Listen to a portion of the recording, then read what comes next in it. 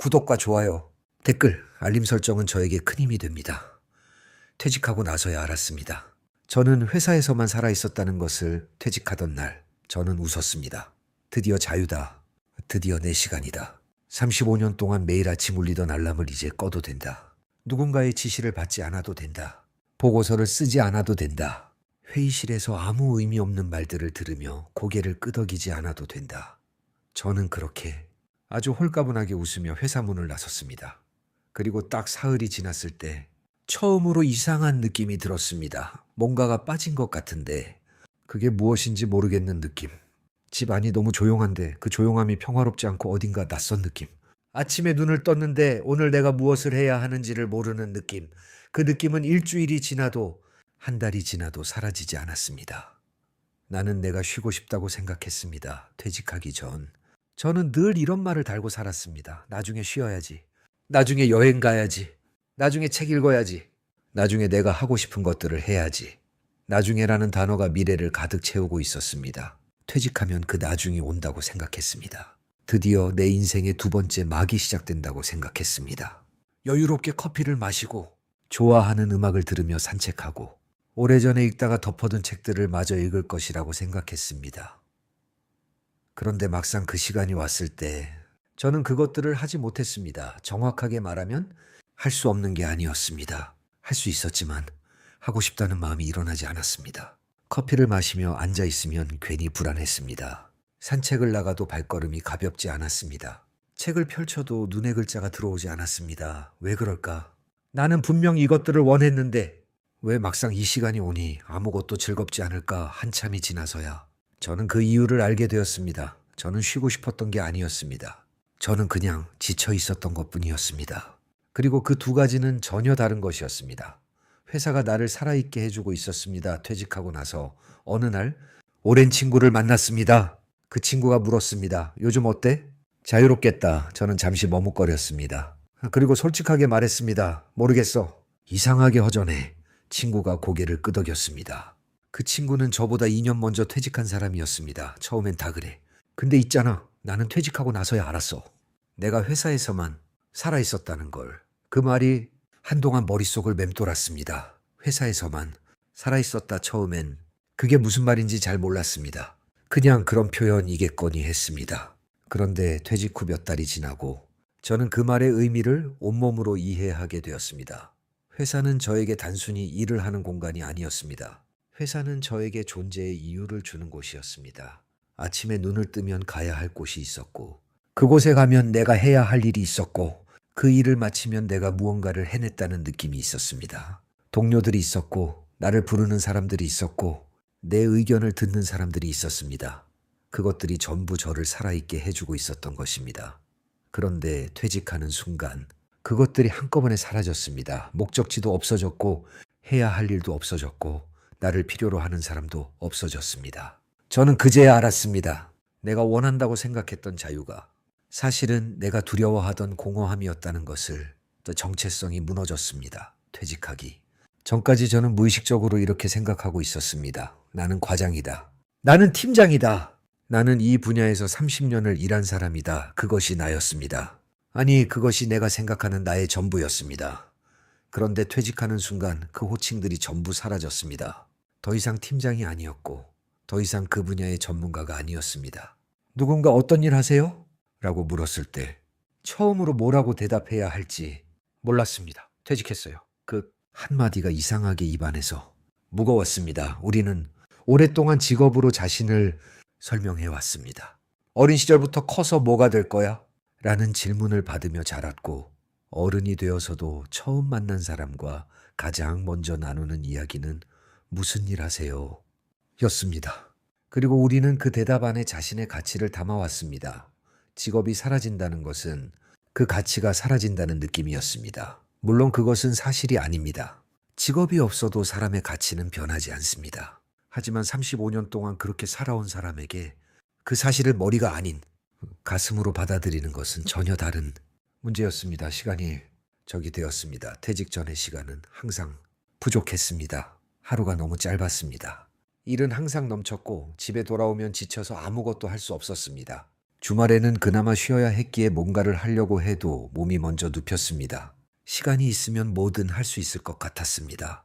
그런데 퇴직 후 시간은 갑자기 남아돌기 시작했습니다. 하루가 너무 길었습니다. 아침에 일어나서 무언가를 하고 점심을 먹고 또 무언가를 하려고 보면 아직 오후 2시였습니다. 저녁까지 몇 시간이 남았는지를 세면서 저는 이 시간들을 어떻게 채워야 할지 막막했습니다. 그때 깨달았습니다. 시간은 그냥 주어진다고 해서 행복해지는 게 아니라는 것을. 시간에는 의미가 있어야 했습니다. 그 시간 안에 내가 원하는 무언가가 있어야 했고 내가 나아가고 있다는 느낌이 있어야 했습니다. 그것이 없는 시간은 자유가 아니라 형벌이었습니다. 저는 하루하루를 어떻게든 채우려고 했습니다. TV를 보고 유튜브를 보고 뉴스를 보고 그러다 보면 또 하루가 지나갔습니다. 그런데 그렇게 하루를 보내고 나면 더 공허했습니다. 무언가를 한 것 같은데 아무것도 한 것 같지 않은 느낌. 살고 있는데 살아있지 않은 느낌. 관계도 달라졌습니다. 퇴직하고 나서 가장 예상하지 못했던 변화는 관계였습니다. 35년 동안 직장 동료들과 함께 했습니다. 매일 아침 얼굴을 보고 밥을 같이 먹고 때로는 밤늦게까지 같이 야근을 했습니다. 그들이 가족 같다고 생각했습니다. 퇴직하고 나서도 자주 만날 것이라고 생각했습니다. 그런데 퇴직 후 한 달이 지나자 연락이 뜸해지기 시작했습니다. 처음에는 이해했습니다. 그들은 아직 바쁘게 일하고 있으니까. 그런데 2달, 3달이 지나자 관계가 눈에 띄게 달라진 것을 느꼈습니다. 공통된 화제가 없어졌습니다. 그들은 회사 이야기를 했고 나는 그 이야기에 끼어들 자리가 없었습니다. 만나도 어색했고 억지로 웃게 되는 순간들이 생겼습니다. 그리고 천천히 깨달았습니다. 그 관계의 상당 부분이 같은 공간에 있다는 것에 기반하고 있었다는 것을. 그것이 사라지자 관계도 함께 희미해졌습니다. 한편으로는 배우자와의 관계도 새롭게 조정이 필요했습니다. 갑자기 온종일 집에 있게 되었고 그것이 오히려 어색한 긴장감을 만들기도 했습니다. 40년 가까이 살아온 부부였지만 이렇게 오랜 시간을 매일 같이 보내는 것은 처음이었습니다. 서로의 생활, 방식이 충돌하는 순간들이 생겼습니다. 외로움은 예상하지 못한 방식으로 왔습니다. 그래서 저는 무엇을 해야 했을까요? 이 이야기를 지금 쓰는 이유는 퇴직이 나쁘다거나 슬프다는 말을 하려는 것이 아닙니다. 오히려 반대입니다. 저는 그 공허함 덕분에 처음으로 나 자신과 제대로 마주할 수 있었습니다. 회사가 없어진 자리에서 비로소 회사 없이도 살아가는 내가 무엇인지를 생각하게 되었습니다. 그리고 그 과정에서 몇 가지를 알게 되었습니다. 첫째, 퇴직은 끝이 아니라 시작이라는 것을 인정하는 데 시간이 필요합니다. 이것은 당연히 알고 있는 말이지만 머리가 아닌 몸으로 받아들이는 것은 다른 문제입니다. 저는 그것을 받아들이는데 약 6개월이 걸렸습니다. 누군가는 더 짧게, 누군가는 더 오래 걸릴 수 있습니다. 그 과정을 너무 빠르게 통과하려고 하지 않아도 됩니다. 둘째, 나를 살아있게 하는 것이 무엇인지를 새롭게 찾아야 합니다. 그것이 꼭 거창한 것이어야 할 필요는 없습니다. 저의 경우 그것은 작은 텃밭이었습니다. 아파트 베란다에 작은 화분들을 놓고 상추를 키우기 시작했는데 그 상추 잎이 자라는 것을 보는 게 하루 중 가장 기다려지는 순간이 되었습니다. 뭔가가 나로 인해 자라고 있다는 것, 그것이 저를 아침에 일어나게 만들었습니다. 셋째, 관계는 유지하려는 노력이 필요합니다. 저절로 유지되는 관계는 없습니다. 퇴직 후에는 공통의 공간이 사라지기 때문에 의도적으로 연락을 하고 의도적으로 만나야 합니다. 그것이 어색하더라도 시작하는 사람이 되어야 합니다. 그리고 직장 동료가 아닌 다른 방식으로 만날 수 있는 새로운 사람들도 찾아야 합니다. 퇴직 전에 준비해야 할 것들이 이야기를 지금 아직 일하고 계신 분들이 읽고 계시다면 저는 한 가지만 말씀드리고 싶습니다. 퇴직 준비는 돈만이 아닙니다. 물론 경제적인 준비는 중요합니다. 노후자금, 연금, 투자 이것들을 미리 준비해야 한다는 것은 누구나 압니다. 그런데 그것만큼 아니 어쩌면 그것보다 더 중요한 것이 있습니다. 나를 살아있게 하는 것이 무엇인지를 미리 알아두는 것이 일이 없어도 내가 무언가에 집중할 수 있는 것이 있는지, 회사 밖에서도 나를 부르는 사람이 있는지, 직함이 없어도 내가 나라고 부를 수 있는 무언가가 있는지, 그것을 퇴직하고 나서 찾기 시작하면 너무 막막합니다. 저처럼 그 공허함을 꼭 경험해야 한다면 어쩔 수 없지만 미리 조금씩 준비할 수 있다면 그게 훨씬 낫습니다. 지금 취미라고 부를 수 있는 것이 하나도 없다면 지금 당장 하나를 만들어 보세요. 지금 직장 바깥의 관계가 거의 없다면 지금부터 조금씩 넓혀보세요.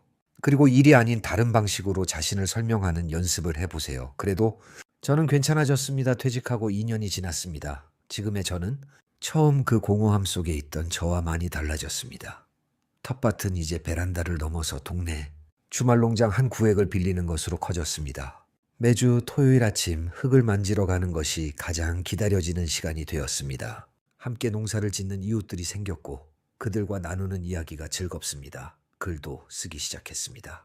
이렇게 긴 글을 쓰게 될 줄은 몰랐지만 살아오면서 겪은 것들, 생각해온 것들을 정리하는 게 생각보다 의미 있는 일이었습니다. 누군가 읽어준다면 더 좋고 아무도 안 읽어도 괜찮다는 마음으로 씁니다. 배우자와의 관계도 달라졌습니다. 처음에 어색함을 지나 지금은 오히려 더 가까워진 것 같습니다. 같이 걷고 같이 밥을 만들고 같이 그냥 앉아서 책을 읽습니다. 40년 가까이 살아온 부부인데 이제야 제대로 알아가는 기분이 드는 것도 사실입니다. 여전히 어떤 날은 허전합니다. 여전히 어떤 날은 내가 아무 쓸모가 없는 것 같은 느낌이 들기도 합니다. 그런 날은 그냥 그런 날이라고 받아들이는 것이 가장 좋은 방법이라는 것도 알게 되었습니다. 마지막으로 저는 회사에서만 살아 있었습니다. 그리고 그것은 제 잘못이 아닙니다. 우리 세대는 그렇게 살도록 배웠고 그렇게 살 수밖에 없는 시대를 통과해 왔습니다. 일이 곧 삶이었고 직함이 곧 나였고 회사가 곧 세상이었습니다. 그것이 나쁜 것이 아니었습니다. 그것이 우리가 살아낸 방식이었습니다. 하지만 이제는 달라질 수 있습니다.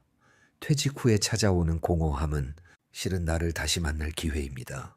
직함도 없고 역할도 없고 누가 시키는 일도 없는 그 자리에서 처음으로 나는 무엇을 좋아하는 사람인지, 나는 어떤 사람인지를 스스로 물을 수 있습니다. 그 질문에 대한 답이 금방 나오지 않아도 됩니다. 저도 오래 걸렸습니다. 지금도 여전히 찾아가는 중입니다. 그래도 괜찮습니다. 우리에겐 시간이 있습니다. 그 시간이 이제 진짜 우리 것입니다. 이 글을 읽으시는 분들 중에 지금 비슷한 감정을 느끼시는 분이 계시다면 당신만 그런 것이 아닙니다. 그리고 그 감정은 시간이 지나면 반드시 달라집니다.